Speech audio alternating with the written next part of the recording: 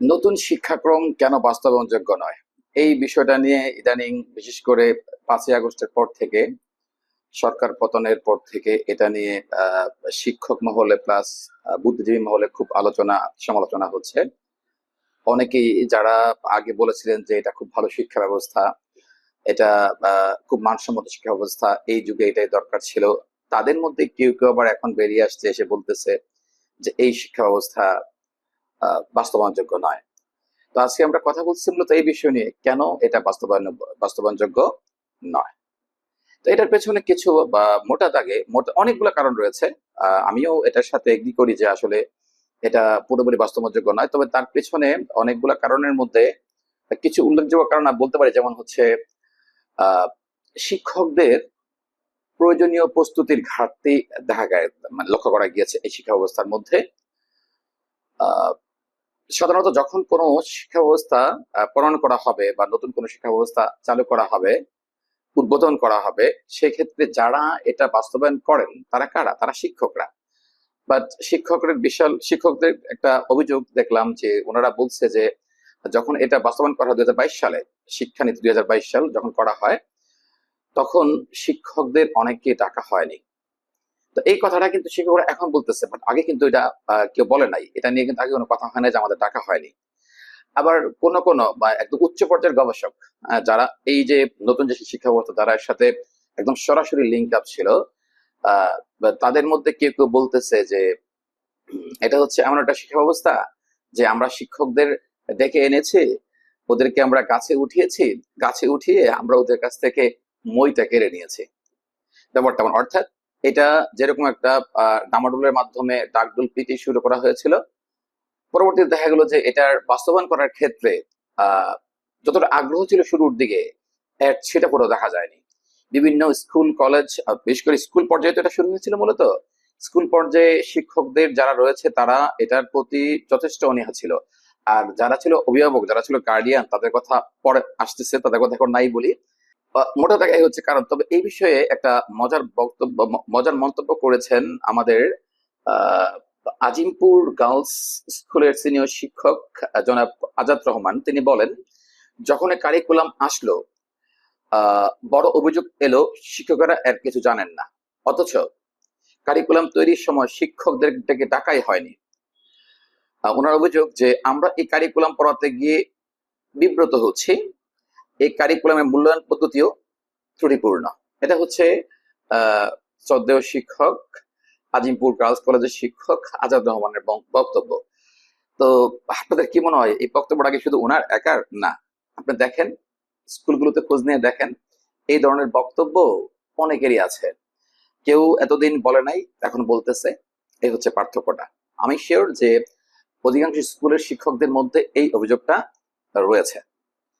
আর দ্বিতীয় যে কারণটি কেন এই শিক্ষা ব্যবস্থাটি আসলে আমার মতে ব্যর্থ, এর দ্বিতীয় কারণটি হচ্ছে আহ পাঠ্য বিষয়বস্তু মূল্যায়ন পদ্ধতি সম্পর্কে অস্পষ্টতা এবং একটা নেতিবাচক ধারণা রয়েছে। তো এই যে পাঠ্য বিষয়বস্তু মূল্যায়ন পদ্ধতি, এই যে মূল্যায়নটা করা হচ্ছে, যে প্রক্রিয়া মূল্যায়ন করা হচ্ছে, ত্রিভুজ, চতুর্ভুজ বা আরো এটসেট্রা এটসেট্রা, যে মূল্যায়নগুলো হচ্ছে বিভিন্ন সাবজেক্টের জন্য, আহ, এই মূল্যায়নগুলোর আসলে আসলে প্রশ্নবিদ্ধ। এবং খোদ যারা রয়েছেন, গার্ডিয়ান পর্যায়ের যারা রয়েছে, তারাও এটা নিয়ে যথেষ্ট ক্ষুব্ধ এবং বিরক্ত। তারাও এটা নিয়ে অনেক মত প্রকাশ করেছে। আমরা দেখেছি কয়েক মাস আগেও টিএসসি অথবা হচ্ছে শহীদ মিনার এদিক সেদিকে অনেক গার্ডিয়ানরা এটা নিয়ে প্রতিবাদ করেছে। তবে ওদেরকে কিন্তু যথেষ্ট কৌশলের সাথে অথবা বল প্রয়োগের মাধ্যমে ওদেরকে দমিয়ে রাখা হয়েছে। এই শিক্ষা ব্যবস্থা ব্যর্থ হওয়ার আরো একটি কারণ যেটা আমার কাছে মনে হয়, সেটা হচ্ছে প্রাতিষ্ঠানিক সক্ষমতার অভাব। আমরা জানি এখানে কাজ করতে হবে গ্রুপ ওয়াইজ, অর্থাৎ 10 জন করে করে বা 5 জন করে করে গ্রুপ করতে হতো। তো গ্রুপ করার জন্য আমাদের যে শ্রেণীকক্ষের যে ধারণ ক্ষমতা বা এই গ্রুপিং স্টাডির জন্য যেই ধরনের শ্রেণীকক্ষ দরকার ছিল, বা যে ধরনের পাঠদান পদ্ধতি বা যে ধরনের স্কোপ, যে ধরনের স্পেস দরকার ছিল, আমাদের বাংলাদেশের বর্তমানে যেগুলো মানে যে স্কুলগুলো চালু রয়েছে, গ্রাম পর্যায়ে হোক কিংবা শহর পর্যায়ে হোক, আমি গ্রাম পর্যায়ের কথা বাদ রাখলাম, আমি শহরের কথা ধরি, কয়টা স্কুলে এই ধরনের সুযোগ সুবিধা রয়েছে যে প্রত্যেকটা গ্রুপের প্রতি একজন টিচার তার পর্যাপ্ত তার মনোনিবেশ করবেন, এই ধরনের পদ্ধতি বা এই ধরনের স্থান বা এই ধরনের যে একটা সুবিধা বা ফ্যাসিলিটি, এটা আহ হাতে গোনা দুই একটা স্কুল হলে থাকতে পারে, বাট আমার মতে অধিকাংশ স্কুলগুলোতে এই সুবিধাটি নেই। এটিও আমার মনে হয় এই শিক্ষা ব্যবস্থা বাস্তবায়ন করার পেছনে একটি অন্যতম ব্যর্থতা হতে পারে। আরেকটি বিষয় যেটা হলো সবচেয়ে যেটা গুরুত্বপূর্ণ বিষয় আমার মতে, সেটা হচ্ছে এই যে শিক্ষা ব্যবস্থা, আমরা জানি যে যখনই কোনো একটা ব্যবস্থা প্রণয়ন করা হয়, যেটা শিক্ষায় হোক বা যে কোনো ক্ষেত্রে হোক, এটার অবশ্যই একটা মডেল থাকা উচিত। বাট আমাদের এই যে শিক্ষা ব্যবস্থাটা ছিল 2022 সালে যেটা প্রণয়ন করা হয়েছিল, শিক্ষানীতি 2022-এর মাধ্যমে, ওটার কি আসলে কোনো মডেল ছিল? এটার কি আসলে কোনো স্ট্যান্ডার্ড ছিল? কেউ কেউ বলতেছে এটা হচ্ছে ফিনল্যান্ডের শিক্ষা ব্যবস্থা, কেউ কেউ বলতেছে এটা হচ্ছে ইউরোপ কিংবা ওয়েস্টার্নের শিক্ষা ব্যবস্থা। অ্যাকচুয়ালি আমি কয়েকটা টক শো দেখলাম, অনেক গবেষক যারা এটার সাথে জড়িত ছিল, এই শিক্ষা নিয়ে যারা জড়িত ছিল, তারাই বলতেছে যে আমরা সম্পূর্ণ নতুন একটি ব্যবস্থা তৈরি করতে চেয়েছি, অর্থাৎ এটা কোনো মডেল না, এটা কোনো মডেল নাই। অ্যাকচুয়ালি মডেল যদি না থাকে তাহলে একটা বিষয়ের যখন একটা মডেল থাকে, একটা স্ট্যান্ডার্ড থাকে, তখন কিন্তু ওটা ফলো করে খুব দ্রুত এখান থেকে অনেক পদক্ষেপ নেওয়া যায়, খুব দ্রুত খুব তড়িৎ গতিতে এখান থেকে অনেক কিছু করা যায়।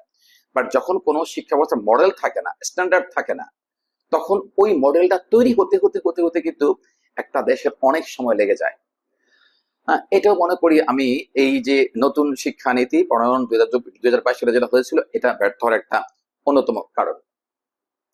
আরো কিছু কারণের মধ্যে রয়েছে আহ শিক্ষকের কাজ কমিয়ে আনা। আমি আমি ব্যাপারটা ব্যাখ্যা করতেছি। অনেকে বলতে পারেন যে এখানে তো শিক্ষকের কাজ আরো বেড়ে গিয়েছে, শিক্ষকদের অনেক খাটনি, হ্যাঁ বেড়েছে, বাট শিক্ষকের মূল কাজটা কোথায়? আমার মতে একজন শিক্ষকের মূল কাজটা হচ্ছে শ্রেণীকক্ষে, রাইট? কিন্তু বর্তমান যে শিক্ষা ব্যবস্থা আমি দেখলাম, এখানে শিক্ষকদের কাজটা হচ্ছে ভেরি সিম্পল। ওই টপিকটা, মানে ওই বিষয়টা স্টুডেন্টদেরকে ধরিয়ে দেওয়ার পরে বলা হবে এবার তোমরা কাজটা করো। মানে শিক্ষকের কাজ কিন্তু এটুকুই শেষ, ধরিয়ে দেওয়া হচ্ছে, দেখিয়ে দেওয়া হচ্ছে এটা এরকম এরকম এরকম, এবার তোমরা কাজটা করো। ব্যাপারটা অনেকটা এরকম।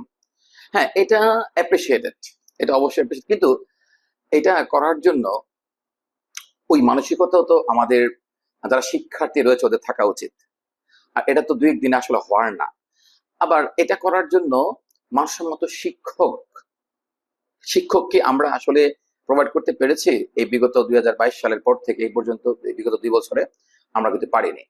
সব মিলিয়ে বলবো যে এই শিক্ষা ব্যবস্থা ব্যর্থ হওয়ার পেছনে আরো নানাবিধ কারণ থাকতে পারে। তবে আমার যে এক্সপিরিয়েন্স বা অভিজ্ঞতা, সেটুকু থেকে বলতে পারি যে এটা ব্যর্থ হওয়ার পেছনে এগুলা হচ্ছে মোটা দাগের কারণ, আরো কারণ থাকতে পারে।